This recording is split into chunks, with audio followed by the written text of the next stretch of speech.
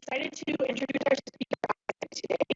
He grew up in Tremont after graduating high school, attended Bradley University, and received a Bachelor's of Science in Cellular and Molecular Biology. He moved to St. Louis and attended St. Louis University as a physician assistant. Returning home and moving to Peoria, he spent 5 years working as a physician assistant at Midwest Orthopedic Center, specializing in adult joint reconstruction. Though his love for medicine remains, his passion for learning and helping people has recently led him to a career in cybersecurity, and he currently serves as the agency director of YouAre Secure. Please help me welcome Isaac.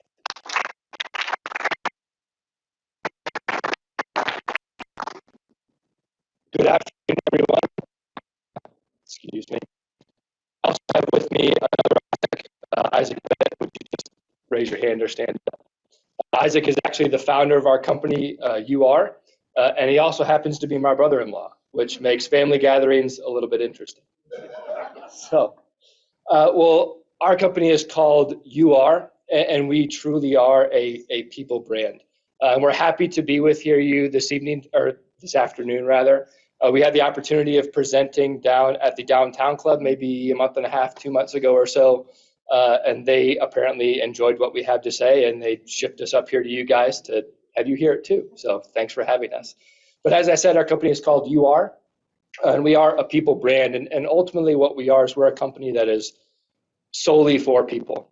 We are about the individual. We are about igniting people's passions, igniting their entrepreneurial desires, and helping people achieve goals that they either maybe gave up on or have been dormant for a while, and igniting that passion in them again to start to try and achieve those goals. And we want to come alongside people and encourage them and equip them to do so. And so we equip people through encouraging healthy behaviors in every facet of your life, including your physical health, your financial health. We're going to be talking about your digital health today. And so we encourage and empower people through healthy behaviors. And we also are about passion over politics. We don't care about your politics near as much as we care about your passions. We want to help you ignite your passions. We want to help you, like we said, ignite that entrepreneurial and desire, and we want to come alongside of you and help you accomplish those things.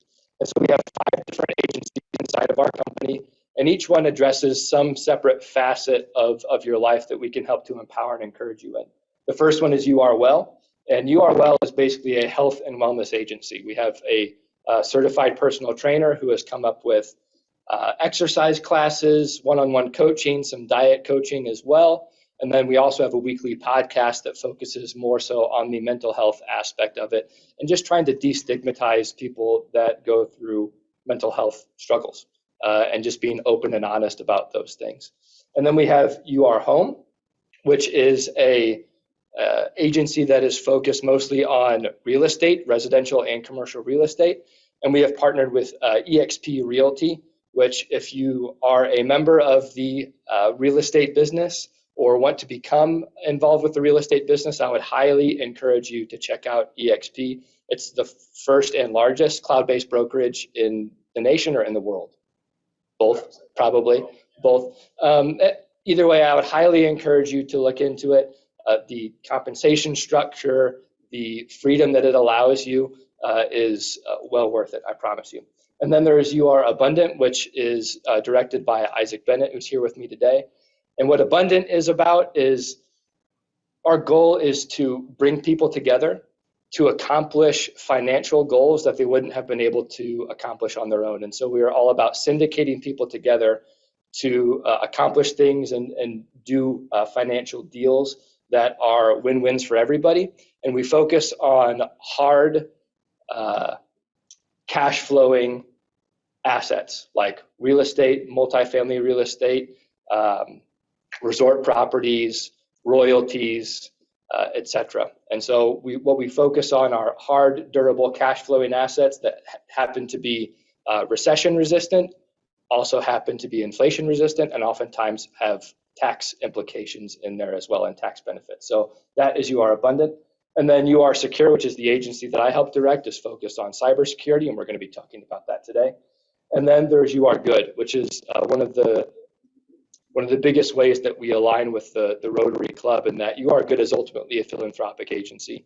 And 20% of every dollar of profit that comes into our company is then donated to charitable causes of our choice. And so that's ultimately what we are here for. And we want to walk out that ethos of being about people, helping to inspire people, build them up, and encourage them.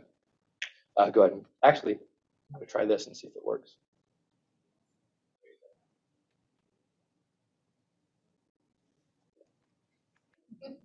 Apparently not. Jeff? I think we'll just have to do it the old-fashioned way. So I'll put that down. So today we're going to be talking about YouAre Secure, which is our cybersecurity agency. And we have partnered with a company called Intrusion Incorporated. You can go ahead and go to the next slide, Jeff. And ultimately, my goal today is twofold. One, I want to hopefully educate you or enlighten you about the threat atmosphere that we find ourselves in when it comes to cybersecurity. But most of you are probably already aware of it, even more so now than you were a couple years ago or even a couple months ago, because it's becoming an increasingly problematic issue. It is becoming more damaging to our economy, more damaging to our country, and it's becoming more public because of that. But the second goal that I want to accomplish is, despite the severity of the problem that we face, there is hope. And so I want to end with giving you a little bit of hope. And so we've partnered with a company called Intrusion. And a little bit of background about Intrusion: they've actually been in a company for about the past 40 years or so. The past 27 years, they've been involved in network forensics, which basically means that a department of the government would have some sort of data breach, and they would call Intrusion to come and try and figure out who was behind the breach, how did they get in, what did they take, how did they unsuccessfully try to get in, and try and figure out as much about the breach as possible. And so they've primarily and really solely worked with the Department of Defense and government contractors for the past 27 years. And only recently, as of January of this year, have they kind of breached into the commercial market.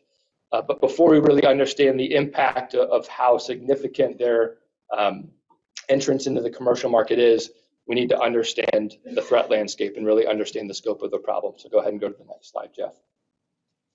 And ultimately, I probably don't have to tell you how bad the problem really is, because it's becoming more and more public, the situations and the difficulties that we face as a nation, and frankly, in the world. Just as of 2021, we started off 2021 with what was called the Microsoft Exchange attacks, which I believe the last time I checked was responsible for the breach of about 100,000 different businesses whose data was breached. And then not long after that, we had the Colonial Pipeline attack, which many of you probably know about, where a large swath of the southeastern gas and oil reserves, or rather supply, was impacted. And then not long after that, we had a massive attack on a meat processor here in the US that was responsible for about 20% of the national meat supply, and that was briefly affected because of a cyber attack. And so this problem is growing, and then when we see evidence of it every day, and the problems are just getting worse. Go ahead and go to the next slide, Jeff. Now, this is a busy slide, and you really shouldn't pay attention to any of the numbers, because all of them are way too low now, because this data is only as of May of 2020. But there's three things that I want to point out here, and that's the bubbles that show Facebook, Microsoft, and Twitter. And the reason why I want to point those out is because these are three of some of the largest and most powerful tech companies ever to exist. And so if these companies are not immune to cybercrime, then what does that say about small and medium-sized businesses?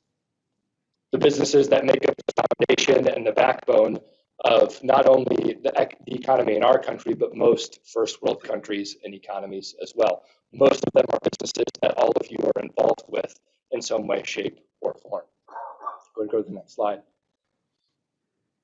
And this ultimately gives you some context as far as dollar figures and how damaging cybercrime is. You can see back in 2014, globally, cybercrime was responsible for about $500 billion in damages. And now in 2021, it's estimated that it's going to be worth $6 trillion in damages. And so the problem is increasing exponentially. And frankly, I think that 6 trillion is going to end up being low. I think it's going to be even more than 6 trillion. And to give you a little bit of context for that number, that's global damages, but $6 trillion is about a third of the US GDP. And that's money that's just being stolen out from under our noses from intellectual property, ransomware attacks, loss of data, etc. And not only has the problem and the cost been increasing, thank you. Not only has the cost of cybercrime been increasing, but you can see over here that the average annual spend per employee on cybersecurity has also gone up, and it doesn't seem to be making a difference. Back in 2012, companies were spending about $584 per employee per year on cybersecurity. Now, as of last year, that's up to about $1,800. So despite throwing more money at the problem, it doesn't seem to be getting us anywhere. So go ahead and go to the next slide. And one of the reasons for the growing damages that we're seeing in the cybersecurity landscape is because of these things called silent breaches. In cybersecurity lingo, they call them APTs, or advanced persistent threats. So basically what happens is, rather than hacking your network, stealing something very quickly, and then getting back off, cyber criminals have changed their tactic, and what they do is they download malware onto your network and then use AI and supercomputers and teams of PhDs to study your network and infiltrate as much of your network as possible. They look at bank records, insurance statements, payroll statements. They look and see if they can use your network to hop off onto another company's network, either a vendor that you use or another company that you are intimately involved with. And so they spend up to 1 to 3 years studying your network and seeing exactly the best way to exploit you and how to get the most bang for their buck. And then they execute an attack. So that is one of the reasons why you have these massive attacks, these large-scale attacks, is because those attacks have actually been going on for 1 to 3 years. Nobody knew about it. The bad actors were just spending that time studying how they could best exploit that breach. Go and go to the next slide. And so ultimately what we need to do is we need to have a different decision-making paradigm. The current cybersecurity landscape, or at least the traditional one, was basically, if we can put enough locks on the door, if we can keep as many people out as possible, then we will be safe. Thankfully, that's starting to change, and the cybersecurity community is getting wise to the fact that you need layers of defense. You can't just put more locks on the door and expect to be able to keep people out. And so what we need to do is, rather than focusing on building a big enough wall or a wide enough moat to keep people from getting onto our networks, we need to work from the inside out. We need to assume that our networks are already breached, and rather than having an outside-in approach, take an inside-out approach. And go and go to the next slide. And in order to move forward, in order to progress, in order to make progress where there obviously has not been progress as of late, we need to dispel certain myths about cybersecurity. One would be an overconfidence in firewalls. Again, this goes back to the concept that you cannot build a wall big enough or a moat wide enough to keep people out of your network. It's just not going to happen. The cyber criminals are far more sophisticated now, and they can find a number of different ways around your firewall, through your firewall, or sometimes it's just an insider threat where they get in through an email or a phishing campaign, which some people are probably familiar with. The second myth that we need to realize is that IT professionals can fill all of the gaps. Any gaps that are in the firewall that an IT professional can fill. And there's a couple problems with this, but the biggest problem is the most recent statistic that I've read is that there's about a 1 million person deficit when it comes to cybersecurity analysts. We're about 1 million people short in the people that have credentials that are able to deal with these sorts of issues. And with the level and with the rate that cybercrime is increasing, there's no way that we are going to be able to make up that deficit just by pumping more people out that have the right credentials to deal with the problem. And then that also goes into the last myth, where alerts can be researched and resolved.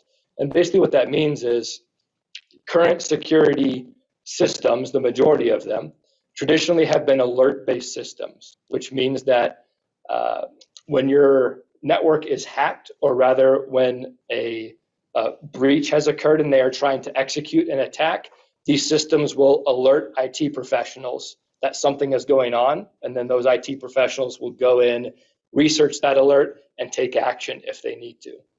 But the problem is, like we said, we don't have enough IT professionals to perform all that work.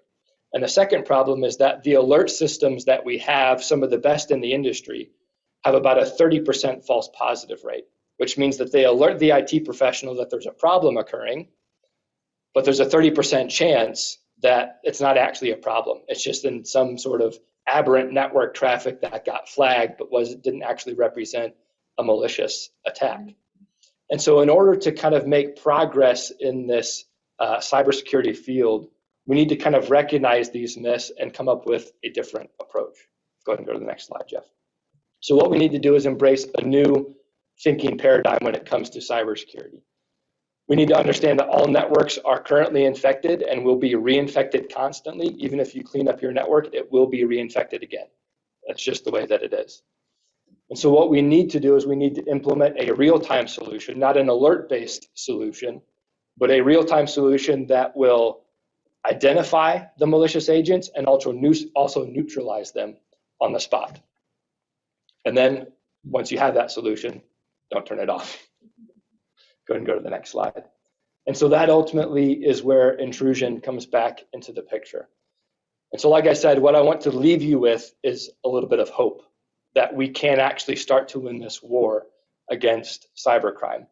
And so intrusion, as I said, has been doing network forensics for the past 27 years, basically studying how these attacks occur, where they come from, and who is involved. And over that time, they have built a giant database that's hundreds of petabytes large that basically understands the malicious reputation of every internet destination in existence. And that's ultimately what that database is about. And that database is called TraceCop, which you can see on the left side of the screen there. They also had another product called Savant, which is basically a product that allows you to view every single communication coming into your network or leaving your network and tell you where it came from, where is it going, and who is involved. And the reason why that's important is because a lot of security solutions just take samples of communications. They don't look at every single communication. And so this gives you a better visibility of what's actually happening on your network.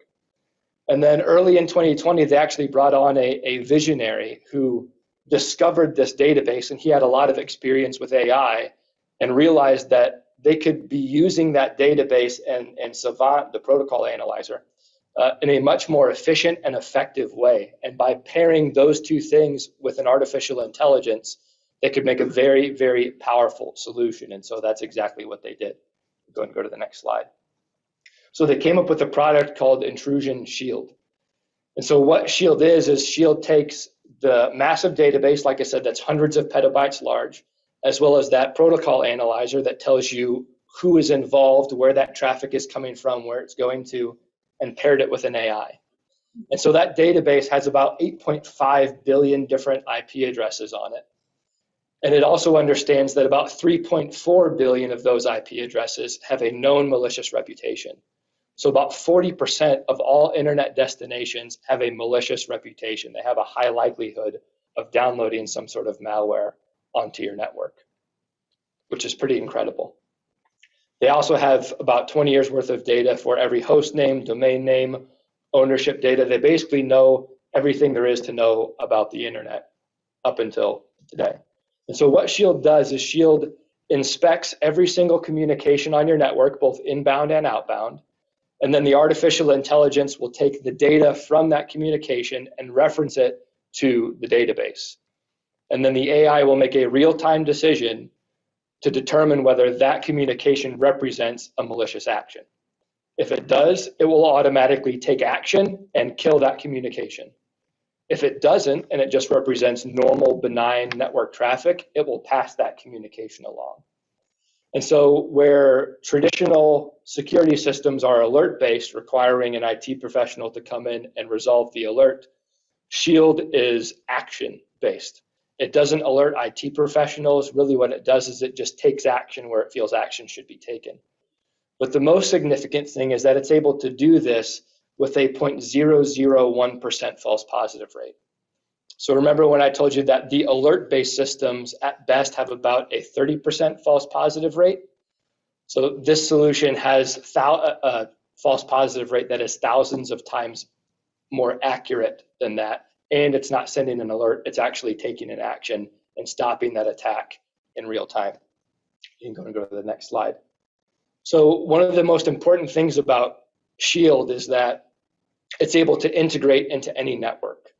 And they designed it this way specifically so that you didn't have to replace anything on your existing network, because that's cumbersome and there's often policies and other things involved if you have to do that. And so they designed it so that you could just plug it directly into your network. It will auto configure with your network, and it will start working within about 10 minutes of plugging it in, so that you can get as much protection as quickly as possible. Then the other thing that is important to mention about Shield is that the TraceCop database continues to grow, and it's growing through all the information that it's gathering from these Shield appliances. And so, say for example, there's a Shield unit somewhere off in Europe that encounters some sort of malicious attack. Within 24 hours, your Shield device will have all of the threat information that was gathered from that attack that happened overseas, and your device and your network is now completely protected from something that it has never even seen before, because that network continues to grow and that database continues to grow. And as it grows, Shield becomes more and more powerful and more accurate, and it's able to protect you more. And so this is ultimately why we've chosen to partner ourselves with Intrusion, is because we really believe that despite the environment that we find ourselves in when it comes to the scope of cybercrime and the rate that it is increasing, we really do believe that there is hope. And if we really want to be about people, we want to be about people's entire lives, their financial lives, physical lives, and now our digital lives are becoming even more important. And so if we want to help people build and protect their entire lives, we need to protect our digital assets and our digital lives. And we think the best way to do that is partnering with Intrusion, and so that's why we've chosen to do that. Going to the next slide. Contact information for all of our different agencies, so please feel free to come up and talk with us, or you can take a picture of that and write that down. If you have any questions about what we do or how we can help you accomplish the goals that you have, or maybe you want to ignite some dreams or that entrepreneurial spirit again, we'd be more than happy to partner with you in that. But that's all I have, and I'm happy to take any questions.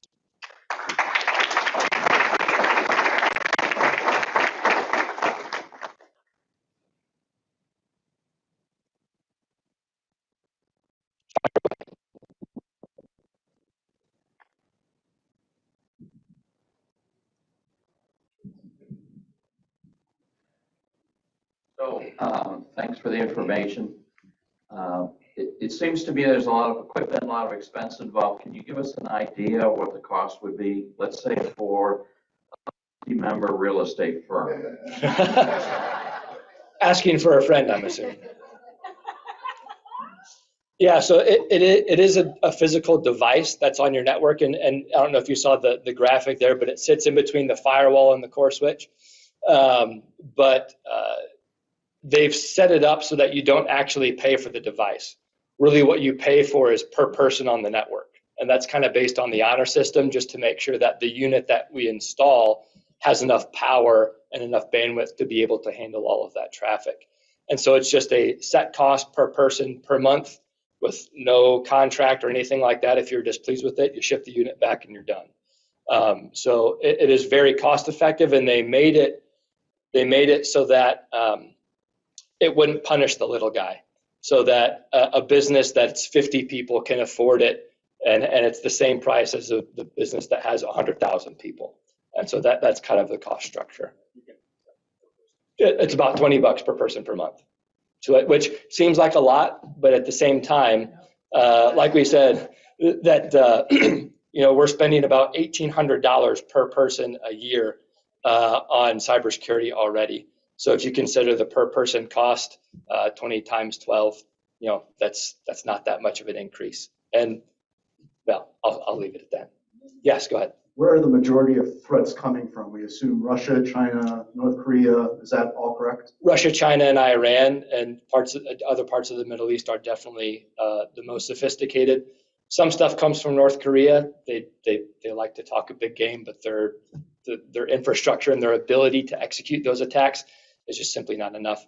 An interesting statistic, and really one of the reasons why cybercrime is becoming much worse, is that a lot of cybercrime is actually nation state funded. And they just take a private entity that's basically a business, give them money, the government gives them money, and then they execute the attack so that the government's hands are washed clean. But it's ultimately, I believe this year, it's estimated that China will spend $100 billion executing cybercrime. And so that's what we're up against. We're not up against teenagers or even people in their mid-30s in their parents' basement hacking into companies for fun. You're up against rooms of PhDs, professionals in computer science, in encryption technology, and they also have millions and billions of dollars invested into supercomputers that can just assault your firewall all day long, and eventually they'll find a hole and get in. They'll find a weak spot. And so that's why we have to take a different approach to cybersecurity than what we've been taking in the past. And the cybersecurity community is waking up to that. They are waking up to the fact that we need to change. Something needs to happen if we're going to make any progress. So I have a quick question here. So Yeah. This may protect your business on its local network or computer, but aren't you still very exposed because actually all your data is stored someplace else in the cloud? If you have cloud exposure, then yes. Well, but everybody would, because you work at a bank. If you use a bank. Yeah. So most companies now have some sort of hybrid environment where they have a local network and a cloud network. Right now, Intrusion only has a local network device, but they are working very furiously to come up with a cloud-based solution so that your data that is on the cloud will also be protected. I will say that if you have physical access to the cloud servers, so if it's not hosted on AWS or something like that, and it's a local server farm where your cloud data is hosted, you can plug Shield into those cloud servers, and it will also be protected from that direction as well. Most people don't have physical access to those cloud servers, though, but that is coming. Intrusion is developing something like that, but it's only been around for 7 months. So yeah, they only launched this back in January of this year, and this is their first commercial product, and so they're trying to get some legs underneath this, and then they're also, in the meantime, they're also developing a cloud-based solution. So, but that's a very good point. Yeah, my wife and I have money in a retirement account. How safe is that, and what should we be doing to protect that money? Don't give anybody else your passwords. So that's a very good question from a security standpoint. There's things that you can do to protect your money from a financial standpoint, but that would be more of an abundant question. But as far as protecting your money in those accounts, ultimately you're at the mercy and the trust of whatever brokerage or company that you use that holds those retirement accounts. Now there's certain insurances and things that they have, but the biggest thing that you can do is keep your passwords safe. Have complicated passwords, not admin 123 or even your birthday or anything like that. Have difficult passwords, and you may have to write them down on pieces of paper and keep those in a safe place if you need to. But that's really one of the few things that you can do to actually protect that. Most of the other security aspects are going to be on the company who holds your account. So does your company also help with restoration if something happens to your files, if they actually get in and hack things? No, but there are a lot of other companies that do. There are a lot of other companies that have backups and restoration. The hope is that you wouldn't ever have to deal with that. Obviously, you need that as a little bit of a security policy, but the hope is that you would never actually have to deal with that sort of situation. If you can prevent the attack from happening, then you don't have any reason to or any need to execute or use those stored backups. Yeah, you can talk to Matt if you want to do that. Hey, Matt, do you have a question or a comment? Yeah, no, I was just going to mention, I think that was Tom that mentioned it. Make sure that you turn on multi-factor also. Yep. With your financial provider. In multi-factor, all that is, I think a lot of people have seen it. You have your password, but then it also asks you to put in a code a lot of times from your cell phone. So make sure that's enabled and don't give out that code to anyone. Yep. If you're trying to get onto a financial website and they provide you the code, they're not going to call you and ask you for that. Yep. Just know that as well. And I will say, to Isaac's point, there is a lot of, what we're looking for is security in layers. And what they're providing here would be one of those layers.